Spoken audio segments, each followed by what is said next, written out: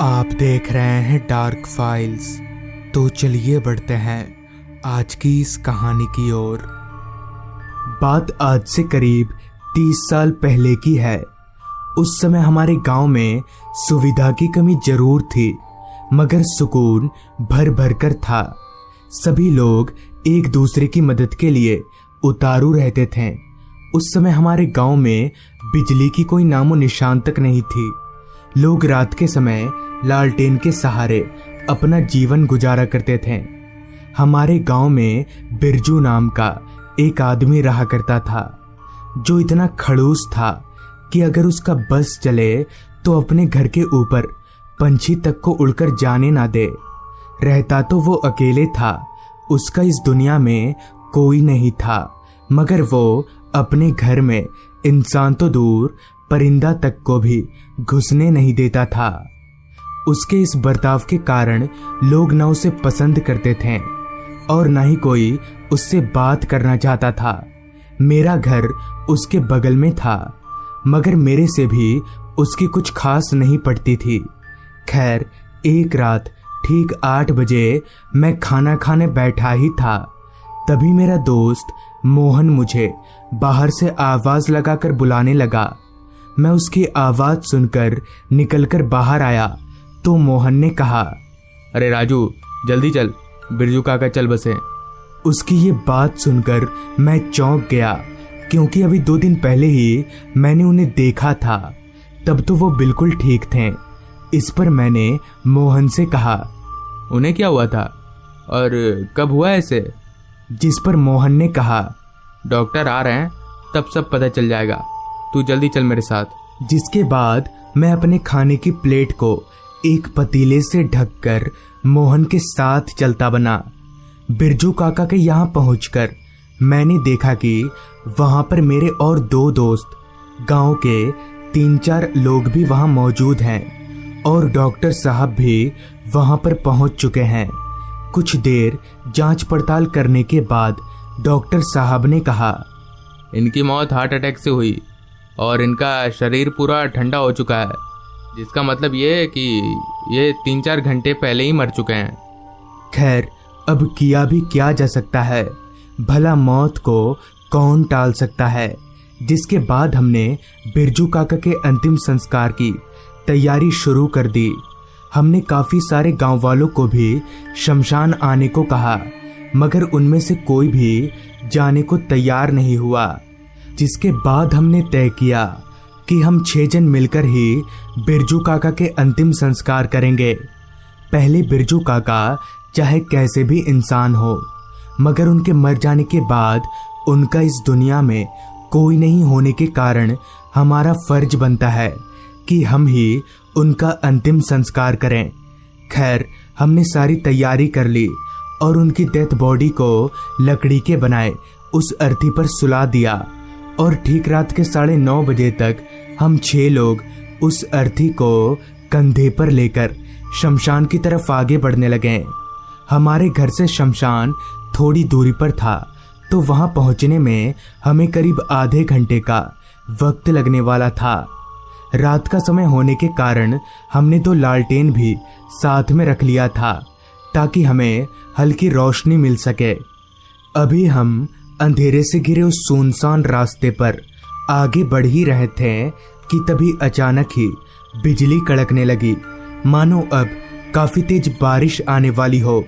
बिजली कड़कने की आवाज सुनकर मेरे एक दोस्त प्रसाद ने कहा, यार, बिरजू ने तो जीते जी हमें काफी तंग किया और अब मरने के बाद भी हमें परेशानी झेलनी पड़ रही है। अभी उसने इतना कहा ही था कि तभी बारिश शुरू हो गई, वो भी मूसलाधार। हम जिस रास्ते पर अभी आगे बढ़ रहे थे, उस रास्ते पर छिपने की कोई भी जगह नहीं थी, जिस कारण हम भीगते हुए ही शमशान की तरफ आगे बढ़ते रहे। बारिश इतनी तेजी से बरस रही थी कि उसकी आवाज से अभी थोड़ी देर पहले तक जो सन्नाटा इस रास्ते पर छाया हुआ था, वो चूर चूर हो गया और साथ ही बारिश के कारण हमारे दोनों लालटेन भी बुझ गए। अभी लालटेन को दोबारा जलाने का कोई फायदा नहीं था, क्योंकि लालटेन के जलाते ही वापस बारिश की वजह से बुझ जाएगी। खैर हम किसी तरह बारिश में भीगते हुए शमशान पहुंचे तो वो शमशान तेज बरस रही बारिश में काफी भयानक दिख रहा था। हम जैसे ही शमशान के अंदर आए तो मोहन जोर जोर से चिल्लाने लगा, ये बोलकर कि वहाँ अभी कोई था उस पेड़ के नीचे। उसने जिस पेड़ की तरफ इशारा किया तो मैंने अपनी निगाहें उधर घुमाई, जहां मुझे ऐसा वैसा कुछ नहीं दिखा। जिस पर मैंने मोहन से कहा, पागल वागल हो गया क्या तू? अभी भी तेरी आदत नहीं गई डरने वाली? इस पर मोहन ने कहा, नहीं, मैं सच बोल रहा हूँ, वहाँ कोई बूढ़ी औरत बैठी हुई थी। मोहन की यह बात सुनकर हम जोर जोर से हंसने लगे। सच में मोहन काफी डरपोक लड़का है और पता नहीं कैसे वो इतनी रात को शमशान आने के लिए मान गया। खैर हमने अर्थी को शमशान से बहने वाली नदी के किनारे उतार दिया ताकि लंबे लंबे पेड़ों के कारण लाश बारिश में भीगने से बच सके। और खुद हम बगल में बने एक शेड के नीचे जाकर खड़े हो गए।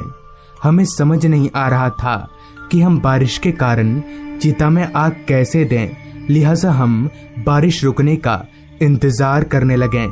मगर काफी समय के बाद भी जब बारिश नहीं रुकी तो मैंने गांव से आए उन दो बाकी लोगों से कहा, एक काम करिए, हम 4 लोग यहीं रुकते हैं, आप 2 लोग जाकर लकड़ियों का बंदोबस्त करिए ताकि बारिश रुकते ही हम काम को आगे बढ़ा सकें। मेरे इतना बोलते ही उन दोनों आदमियों ने अच्छा ठीक है बोलकर लकड़ियां लाने चले गए। अभी उनके गए हुए करीब 5 मिनट हुआ ही था कि तभी वापस से मोहन जोर जोर से चिल्लाने लगा, मगर इस बार वो उस लाश की तरफ इशारा करके चिल्ला रहा था। मेरे पूछने पर उसने कहा, वो लाश अभी हिला, ध्यान से देख। फिर हम तीनों ने जब अपनी निगाहें उस लाश की ओर घुमाई तो हमें ऐसा कुछ समझ में नहीं आया। जिस पर इस बार मैंने चिल्लाकर मोहन से कहा, तेरा दिमाग खराब हो गया क्या? पीकर आया क्या तू? और अगर दोबारा तूने ऐसे फालतू बोला ना तो हम लोग तुझे यहीं पर छोड़कर चले जाएंगे। जिसके बाद कुछ देर तक तो सब कुछ ठीक था। अभी हम बैठकर बातें कर ही रहे थे कि तभी प्रसाद उठकर चिल्लाते हुए बोला, सच में यार वो लाश हिल रही है। हमने तो उसे पानी के ऊपर रखा था, मगर अब देख वो काफी नीचे खसक चुका है। उसके दोनों पैर पानी में डूब चुके हैं। मैंने भी जब देखा तो हाँ, सच में वो लाश हिल रही थी और मोहन सच ही बोल रहा था। मैंने ये बोलने के लिए जैसे ही मोहन की तरफ देखा तो मोहन डर से कांप रहा था। उसे इस तरह से डरता हुआ देख मेरे सबसे साहसी दोस्त अजय ने कहा, अरे डरो मत, वो लाश नदी के बहाव से हिल रही है, रुको मैं उसे खींचकर ऊपर लाता हूँ। और इतना बोलकर अजय उस लाश की तरफ आगे बढ़ने लगा। लाश के पास पहुंचकर अजय ने उसे ऊपर खींचने लगा, जिसके बाद कुछ ऐसा हुआ जिसकी हमने कभी कल्पना भी नहीं की थी। अभी अजय उस लाश को खींच ही रहा था कि तभी उस लाश ने उल्टा एक झटके से अजय को पानी में खींच लिया। ये देखकर हम तीनों डर से कपकपाने लगे। हमें समझ नहीं आ रहा था कि अब हमें क्या करना चाहिए। तभी अजय ने चिल्लाना शुरू कर दिया। हम अपने दोस्त को इस तरह से मरता हुआ नहीं छोड़ सकते थे। हम तीनों भी भागकर पानी में उतरे और अजय को खींचने लगे, मगर हम चारों की शक्ति उस लाश के आगे बेबस थी। वो लाश हमें खींचकर गहरे पानी की ओर ले जा रही थी कि तभी वहां लकड़ी लाने गए गांव के वहां 2 लोग आ पहुंचे, जिन्होंने हमें खींचकर बाहर निकाला, मगर वो भूतिया लाश पानी में ही डूब गई। तो इस तरह से उस रात हमारी जान बच गई। तो दोस्तों, ये थी आज की कहानी। अगर आपको ये कहानी अच्छी लगी हो तो चैनल को ज़रूर सब्सक्राइब करें। तो मैं आर्यन जल्द ही मिलूंगा आपसे ऐसी ही एक कहानी के साथ। पिताजी का देहांत हो जाने के बाद उनका लिया हुआ सारा कर्जा मेरे सर पर आ गया, और क्योंकि मैं घर का इकलौता बेटा था तो सारी जिम्मेदारी भी। हालांकि मैं गांव में छोटे मोटे काम कर रहा था, मगर उन कामों का कोई ठीक ठिकाना नहीं था। आज चालू तो कल बंद। ऐसे में मुझे तलाश थी एक मजबूत टिकाऊ नौकरी की। ऐसी ही एक शाम मैं घर पर बैठा लाइफ के बारे में सोच ही रहा था कि तभी दरवाजे पर दस्तक हुई। माँ ने दरवाजा खोला तो सामने मेरा दोस्त किशोर था। किशोर जो कि पहले गांव में रहा करता था, पर शहर में बढ़िया नौकरी मिल जाने की वजह से वो अब शहर में सेटल हो गया है। खैर, किशोर मुझसे मिलने आया था। हमारे बीच बातचीत शुरू हुई, जिस दौरान मैंने उसे अपनी पूरी परेशानी बताई तो मेरी बात सुन किशोर बोला, एक काम कर, तू कल मेरे साथ शहर चल, वहां कुछ ना कुछ जुगाड़ हो ही जाएगा। किशोर की बात सुन मैं काफी खुश हुआ। अगली सुबह हम लोग शहर जाने वाली ट्रेन में सवार हो गए। चूंकि शहर हमारे गांव से थोड़ा दूर था तो पहुंचते पहुंचते शाम होना तय है। बहरहाल ठीक शाम के 7 बजे हम लोग ट्रेन से उतरे और किशोर के क्वार्टर की तरफ आगे बढ़ने लगे। रास्ते में किशोर ने मुझसे कहा, देख, एक काम तो है पर थोड़ी परेशानी है, कर पाएगा? इस पर मैंने कहा, कैसी परेशानी? तब किशोर ने बताना शुरू किया, दरअसल एक घर है, तुझे हर रात वहां पहरेदारी करनी है, पर लोग कहते हैं कि वो जगह ठीक नहीं है, वो घर भूतिया है, इसलिए वहां कोई पहरेदार नहीं रहे। पर अगर तू ये काम कर पाएगा तो तुझे अच्छे पैसे मिल जाएंगे। क्योंकि मैं भूत प्रेत पर विश्वास नहीं करता था तो मैं तुरंत ही राजी हो गया। अगले दिन किशोर मुझे अपने मालिक के पास ले गया। किशोर के मालिक ने मुझसे बिना कोई सवाल जवाब किए मुझे काम पर रख लिया। ये इतना आसान होगा मैंने सोचा नहीं था, पर साथ ही साथ किशोर के मालिक ने मुझे एक चेतावनी भी दी, देखो, कुछ भी हो जाए पर तुम उस घर के अंदर मत जाना। रात 10 बजे से सुबह 6 बजे तक तुम्हारी ड्यूटी होगी। आज रात से ही काम पर लग जाओ। काम मिलने से मैं काफी खुश था, पर कहीं ना कहीं लोगों की बातें सुनकर मुझे थोड़ी घबराहट भी हो रही थी। पर जब तय किया है तो ये काम करूंगा। रात 10 बजे से थोड़ा पहले ही मैं उस घर के पास पहुंच गया। ठंड का मौसम था और चारों तरफ कोहरा पसरा हुआ था। उस घर के बाहर एक छोटा सा बैठने का बेंच लगा हुआ था, लिहाजा मैं उसी बेंच के ऊपर बैठ गया। हवाएं काफी तेजी से चल रही थीं। ऊपर से चारों तरफ खुला होने की वजह से ठंड थोड़ी ज्यादा ही लग रही थी। हालांकि मेरे पास एक चादर था, पर वो उस जमा देने वाली ठंड के लिए काफी नहीं था। खैर, मैं बेंच पर बैठा रहा। मैंने यूं ही बैठे बैठे एक नजर घुमाकर टॉर्च की रोशनी में उस घर को देखा। वो घर काफी बड़ा और काफी पुराना मालूम पड़ रहा था। मुझे किशोर की एक और बात खटक रही थी कि यहाँ तो भूत प्रेत जैसा कुछ लग ही नहीं रहा, फिर लोग यहाँ आने से क्यों डरते हैं? वहां उस घर के आसपास दूसरा कोई घर नहीं था। अगर कुछ था तो सिर्फ घना जंगल। भूत से तो नहीं, पर मुझे उस जगह पर जंगली जानवरों का खतरा लग रहा था। यूं ही उस बेंच पर बैठे बैठे 10 से 11 और 11 से 12 बज गए। मुझे काफी नींद आने लगी। कुछ देर तक तो मैं जगे रहने की कोशिश करता रहा, मगर फिर नींद ने कब मुझे अपने आगोश में ले लिया मुझे कुछ याद नहीं। न जाने कितनी देर बाद, मगर जब मेरी आंख खुली तो मेरे कानों में एक आवाज आ रही थी, जैसे कोई आवाज लगाकर किसी को बुला रहा हो। मैं अपनी जगह पर से उठकर बैठ गया और उस आवाज को ध्यान से सुनने की कोशिश करने लगा। वो आवाज घर के भीतर से आ रही थी। मैं थोड़ा अकबका गया कि भला घर के भीतर से आवाज कैसे आ सकती है, जबकि घर में तो कोई रहता ही नहीं है। एक बार को मैंने सोचा कि अंदर जाकर देखता हूं, मगर फिर मालिक की कही गई बात याद आ गई। उन्होंने अंदर जाने से सख्त मना किया था। कहीं ना कहीं मुझे अब डर भी लगने लगा था, पर फिर मैंने सोचा हो सकता है अंदर कोई चोर हो। लिहाजा मैं अपनी जगह से उठा और घर के दरवाजे की तरफ जाने लगा। दरवाजा बंद था।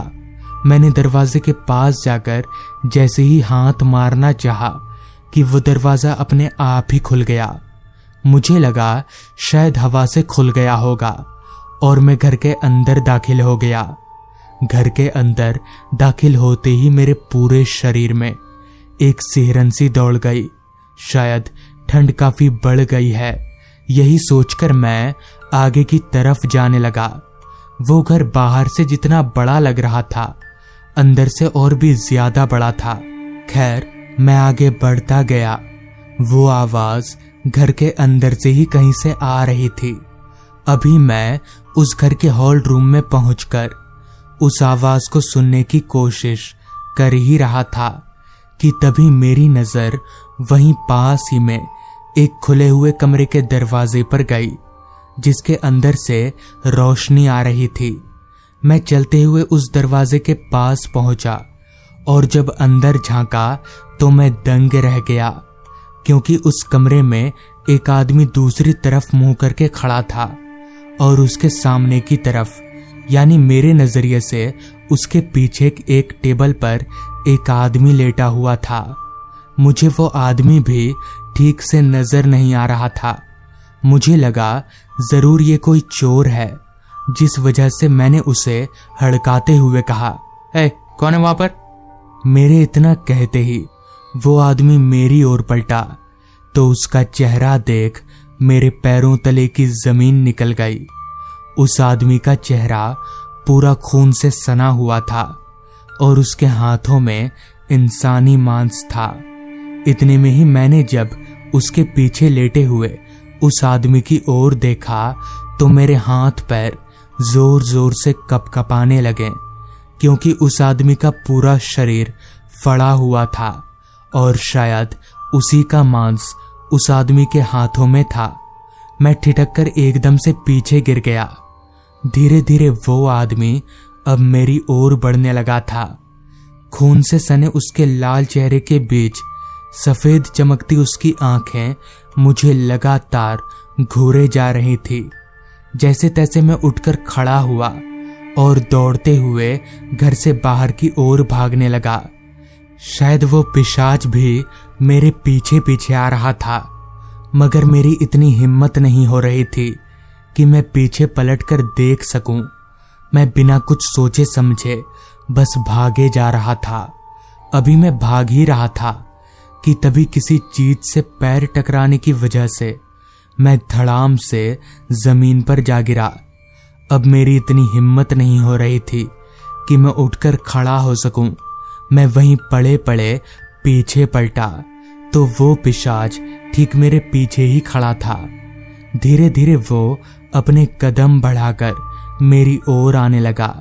मैं समझ चुका था कि आज ये मेरी आखिरी रात होने वाली है और मैं कल सुबह का सूरज नहीं देख पाऊंगा।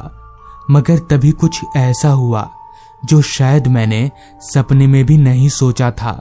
वो पिशाच एकदम से मेरी आंखों के सामने से ओझल हो गया।